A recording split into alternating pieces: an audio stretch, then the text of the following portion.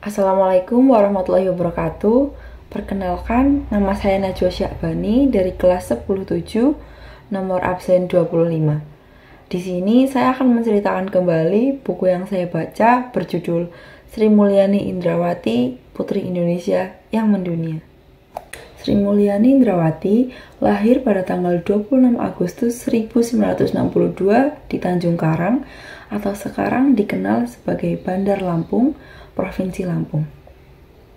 Lahir sebagai anak ketujuh dari 10 bersaudara, ayahnya bernama Satmoko dan ibunya bernama Retno Sriningsih. Namanya bercorak bahasa Jawa dan berhuruf Sanskerta. Sri yang berarti sinar atau cahaya. Mulyani berasal dari kata mulia yang berarti berharga. Dan Indrawati berasal dari kata indra dan akhiran feminim wati. Ia biasa dipanggil Ani. Semasa kecil, cita-cita Sri Mulyani adalah menjadi guru taman kanak-kanak. Lalu setelah lulus SD, Sri Mulyani bersekolah di SMP Negeri 2 Bandar Lampung pada tahun 1975 sampai 1978. Pada tahun 1978 sampai 1981, Sri Mulyani bersekolah di SMA Negeri 3 Semarang. Ia mengambil jurusan IPA. Ayah Sri Mulyani wafat pada 25 Desember 2006 dan ibunda wafat pada 11 Oktober 2008. Setelah lulus dari SMA Negeri 3 Semarang, pada tahun 1981, Sri Mulyani berkuliah di Universitas Indonesia dan memilih Fakultas Ekonomi.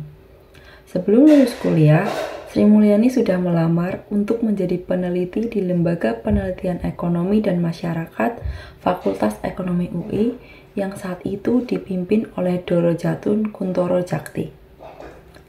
Ia juga bekerja sebagai asisten dosen di FEUI. Lulus dari Fakultas Ekonomi Universitas Indonesia, Sri Mulyani diterima di University of Illinois Urbana-Champaign, Amerika Serikat. Universitas itu menawarkan program master yang dapat dikombinasikan dengan program doktor. Pada waktu itu, ia merencanakan menikah dengan Tony Sumartono, kakak kelasnya di FEUI.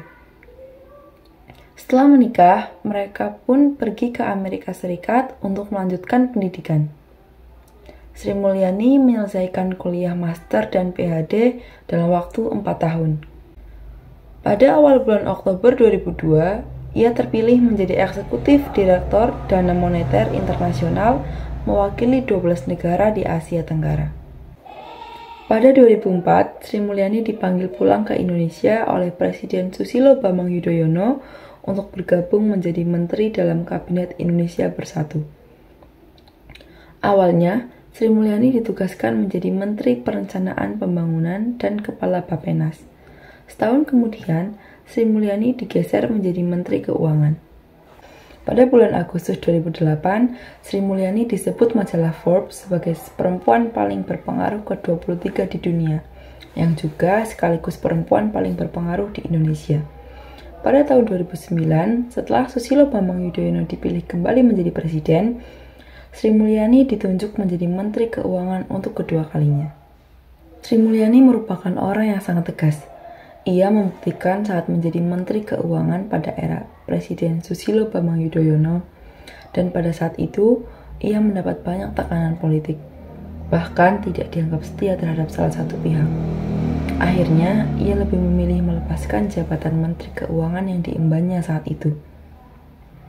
Ternyata, tindakan Sri Mulyani tidak sia-sia. Pada tanggal 5 Mei 2010, ia ditunjuk kembali menjadi salah satu dari 3 direktur pelaksana Bank Dunia. Pada tanggal 27 Juli 2016, ia dipulangkan oleh Presiden Joko Widodo untuk kembali menjadi Menteri Keuangan. Untuk pertama kalinya dalam sejarah, pemerintah Indonesia memperoleh opini wajar tanpa pengecualian atau WTP atas laporan keuangan pemerintah pusat atau LKPP tahun anggaran 2016 dari hasil audit Badan Pemeriksa Keuangan. Pada tanggal 11 Februari 2018, dalam acara World Government Summit di Uni Emirat Arab, Sri Mulyani dinobatkan sebagai Menteri Terbaik Dunia. Selama kepemimpinan Sri Mulyani, reformasi besar berhasil meningkatkan penerimaan negara dari pajak dan menjadikan pajak sebagai salah satu motor pertumbuhan ekonomi masyarakat. Ia juga sangat tegas dalam memerangi korupsi di Indonesia.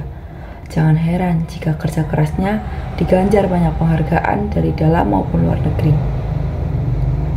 Ia adalah salah satu dari 8 perempuan Asia yang paling berpengaruh menurut stasiun televisi CNN. Menurut saya, Sri Mulyani merupakan sosok yang inspiratif, disiplin, dan juga tegas. Dia mampu membagi waktu untuk pekerjaan dan juga keluarganya. Ia menerapkan apa yang sudah diajarkan oleh kedua orang tuanya kepada keluarganya, yaitu tetap hidup sederhana dan juga tidak berfoya-foya. Dan saya suka beberapa quotes dari Sri Mulyani, yaitu sejarah memberikan pelajaran, no matter how good we are, tidak akan bisa bertahan lama kalau tidak didukung oleh semua elemennya. Suatu gebrakan tidak akan pernah bisa bertahan lama kalau tidak didukung. Dan satu lagi yang saya suka yaitu, selama saya tidak mengkhianati kebenaran, tidak mengingkari nurani, dan masih bisa menjaga martabat dan harga diri, maka di situ saya menang. Sekian dari saya, Najwa Syakbani, menceritakan kembali buku Sri Mulyani Indrawati, Putri Indonesia yang Mendunia. Semoga apa yang sudah saya ceritakan kembali bisa menginspirasi teman-teman semua. Terima kasih. Wassalamualaikum warahmatullahi wabarakatuh.